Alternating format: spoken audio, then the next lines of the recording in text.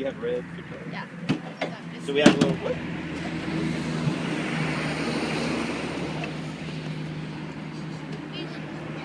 So this is going to be similar to what you guys did, except it's just gonna. This is called elephant toothpaste because when it comes out, it'll look kind of like what an elephant would use to brush their teeth.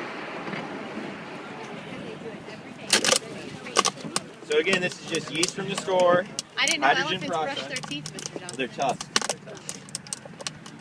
So we'll see how it goes here. Are you ready? Yeah.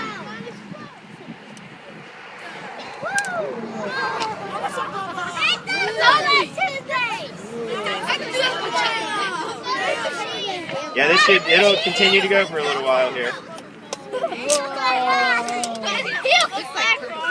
Curdled milk.